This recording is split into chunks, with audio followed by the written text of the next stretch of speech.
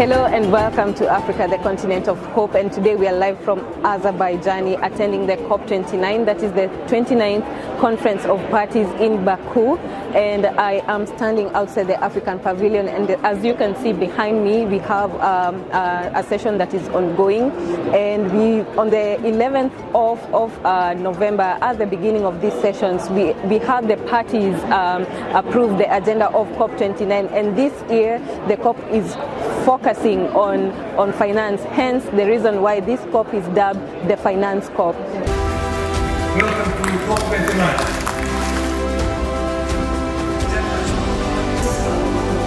We are here actually to contribute in terms of showcasing what the continent is doing in addressing climate change, as well as explaining or trying to use the opportunities to show the challenges that we are facing and our needs, also in terms of the kind of support that is necessary. But apart from that, we are here also to support or backstop our member states as they negotiate for should I say, a better outcome for our continent. So as the director of the RB department, so what will be your expectations for this particular COP29?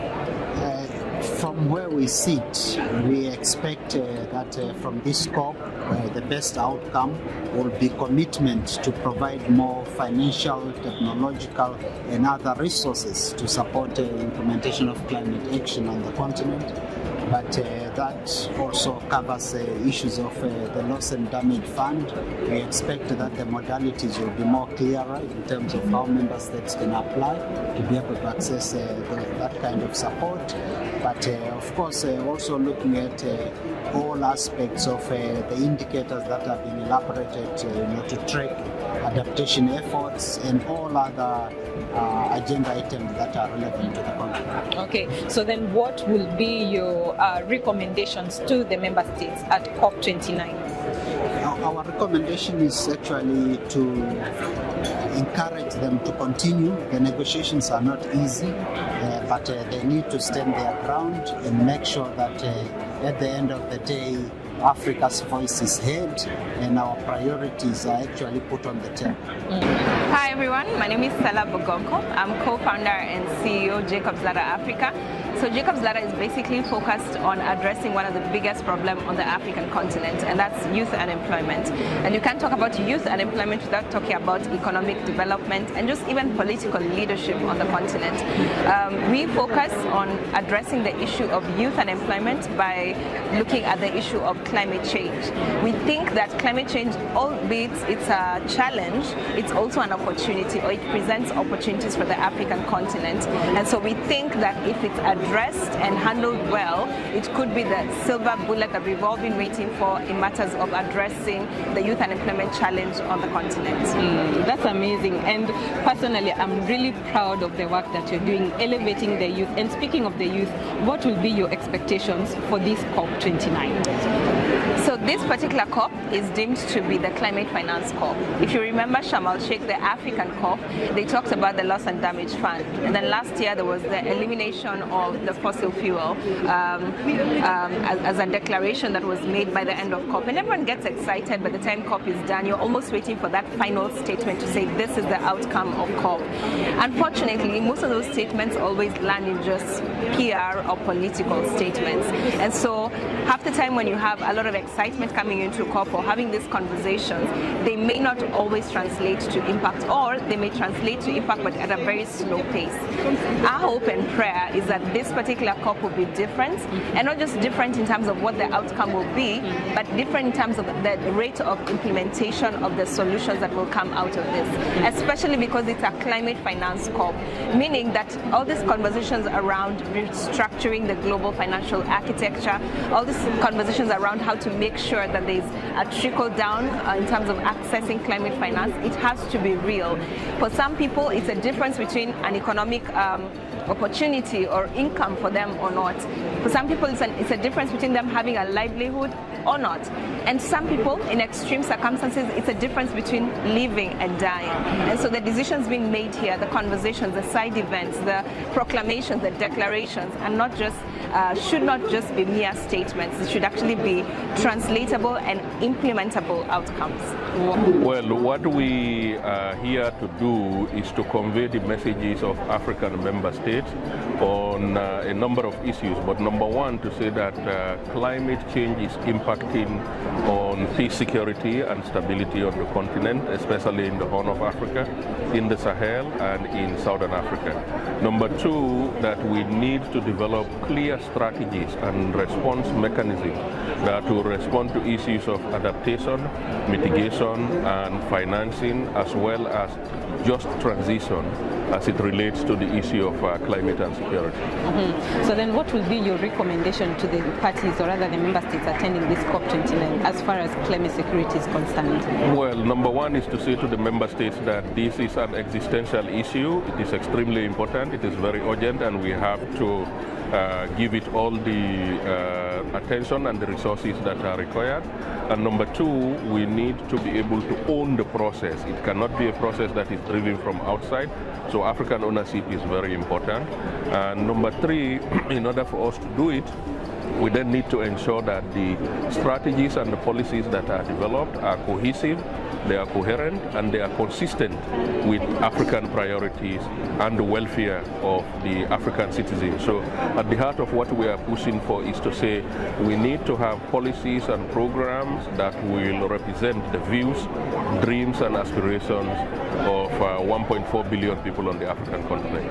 Thank you so much, Sajoba, for your time. Thank you. Thank you very much. Asante. Asante, karibu. So my name is Jacqueline Namongin. I'm a member of parliament from Uganda, representing Uganda in the East African Legislative Assembly, but I also chair a portfolio committee of environment and climate change.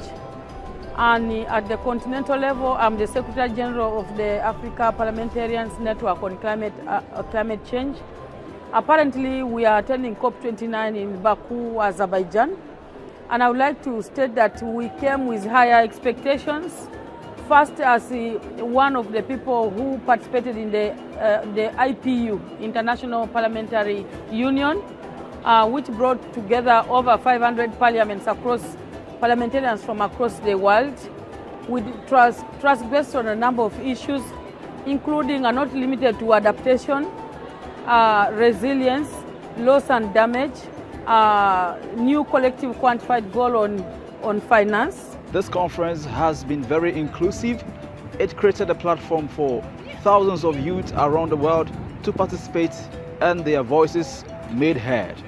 We would like to speak to some of the youth right here at Baku COP29 to see what they are advocating for, what they are asking for, what they want the leaders to do as far as climate change and its related financial constraints are concerned. And as the Global Commission on the Economics of Water so powerfully reminds us in this report that has been highlighted by Hank, Ms. Maria Fernandez as well, on valuing the hydrological cycle as a global common good, water is not merely a resource, it is a global common good, essential for our survival, prosperity, and the health of our planet. This is especially crucial when we recognize that the disruptions to the hydrological cycle, from climate change to biodiversity loss, are escalating at a very alarming rate. And today, as we discuss the vision, the priorities, and the outcomes of the UN 2026 Water Conference, it is crucial for us to also advocate for water to be integrated as a key topic of discussion and negotiation within existing global and multilateral processes. And among other key things, I also believe that the UN 2026 Water Conference should prioritize an outcome on establishing a dedicated institutional framework for water, providing governments and water stakeholders with a platform to address water-related challenges comprehensively and collaboratively. And further, the involvement of all sectors in preparing for the UN 2026 Water Conference is paramount, because we are saying that we cannot continue to treat water as an afterthought. It has to be integrated, and we have to look at the connections with also all the other sectors. So as we approach this pivotal event, engaging in meaningful consultations with diverse stakeholders is essential to foster equitable and just water partnerships from all levels, the private sector, the governments, philanthropies, all organizations, and ensure transparency in global water governance for real global change to be realized. And most importantly, the role of frontline communities and marginalized groups in the transformation cannot also be overstated. And youth are the innovators and the advocates. Indigenous communities, on the other hand, are the custodians of natural water sources, and women are the educators. Children's well-being is also the true measure of the impact that we have created and that we are going to create when you do what we are supposed to do to address the global water security and the global water crisis in general. Okay, my name is Abdul Hamid Sayer Hamid. I serve as the president of the African Union Great Greenwald Youth Advisory Board. At the same time, I'm the Chief Executive Officer of Global Environmental and Climate Conservation Initiative, and also overseeing the Youth Climate Council in Nigeria. And again, what we are looking for in this COP, we are expecting the global leaders to support the youth involvement or the youth engagement, so that the youth can have also their voice in the decision making, and also implement some projects for more especially in the countries like African countries, which we are more vulnerable in terms of drought, desertification. We are looking for such of support that can assist all these projects that we are doing, because we have a lot of like-minded people, those that they are in the space with the commitment, with the ideas, but we are looking for an actionable and tangible implementation from the supporters to this process. Hi, my name is Irebe, and Rwanda is at the forefront of climate action. What we do is we don't take climate action as another item. We actually include it in all our development. It's in all our different strategies, from the Vision 2050 to the national strategy for the country. So we really putting climate action at the forefront of everything that we do, from finance to agriculture to health, everything. We put it at the forefront, and our president is actually known to be a climate action activist, because he really believes that if we don't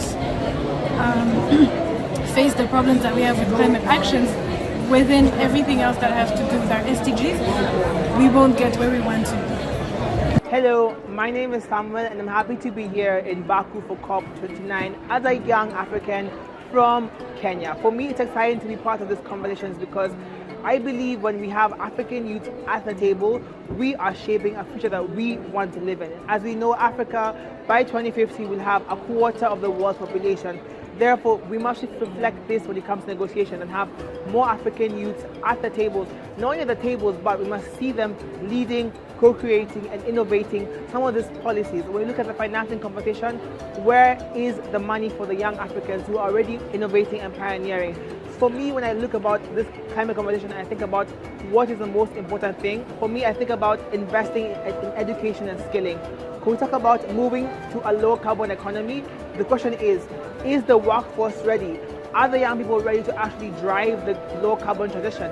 Therefore, we must invest in skilling, in TVET, to be able to deliver adequate green skilling, therefore we can play our role in the transition. In the work I'm doing in Kenya, we are working to skill young people in green skills so that they can get green jobs. Therefore, they play their part in the green transition, which is very critical. Also, we talk about green schools and green communities. We must invest in communities, ensuring that they understand what it means to be climate resilient and be able to give them the tips and tools to actually build climate resilient communities. Therefore, they're able to withstand the climate crisis. And that's it from COP29. Hi everyone, my name is Liziana Makoa, and I am the founder for the Center for Community Impact and Sustainability in Sierra Leone, and I'm also the convener for the local conference of youth 2024 in Sierra Leone. And I'm here at COP representing the Youth for Opportunity and Transformation in Africa and in Baku, Azerbaijan.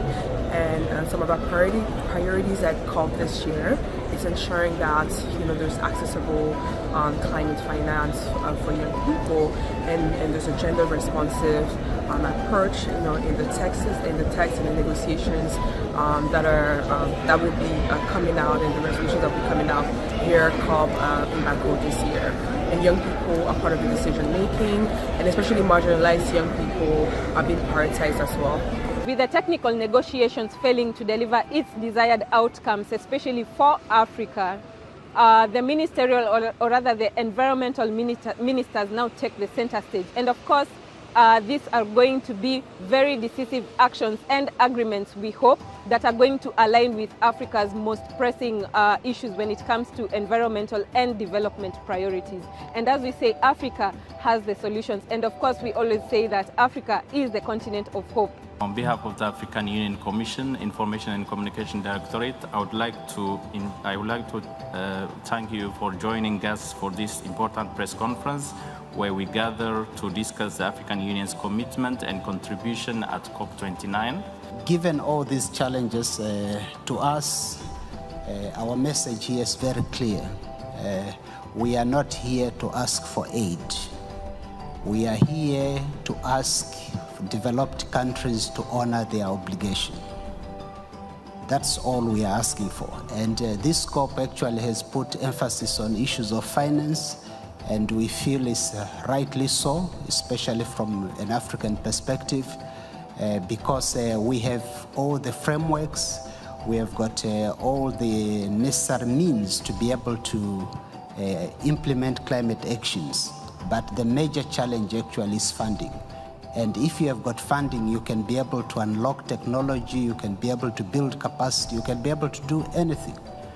But that's where the challenge is. So the funding that is supposed to help us is not there. And I think that's the major focus of our intervention here.